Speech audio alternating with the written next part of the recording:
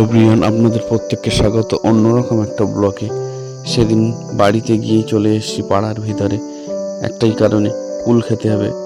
অনেক দিন কুল খাওয়া হয়নি, টক কুল, তাই চলে এসেছি। এসে কুল পাড়বার জন্যে পাড়ার ভিতরে এই গাছ ও গাছের নিচে ঘুরে বেড়াচ্ছি। সেই ছোটোবেলার স্বভাব, সে কি আর যায়। তাই চলে এসেছি কুল কোথা থেকে পাওয়া যাবে সেই চেষ্টা করতে।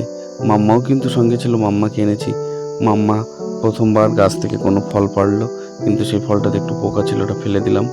ওটা কোনো বাদুড় ফাদুর এইরকম কেউ কিছু খেয়েছে। তারপরে মাম্মা একটা কুল পাড়বে, সেটা মাম্মা বারবার গাছের দিকে হাত দিচ্ছিল, দেখেই বুঝলাম। তারপরে মাম্মাকে একটা কুল পাড়তে সহযোগিতা করা হলো। সবাই দেখছিল বাড়ির, মাম্মা কি দুষ্টু হয়েছে। দেখুন, কুলটা পাড়ার পরে হঠাৎ করে যে কুলটা খেতে হয় সেটাও জানে। কুলটা পাড়ার পরে কেমন নিজেই খেয়ে নিচ্ছে, সেটা দেখেই খুব অবাক হয়েছিলাম।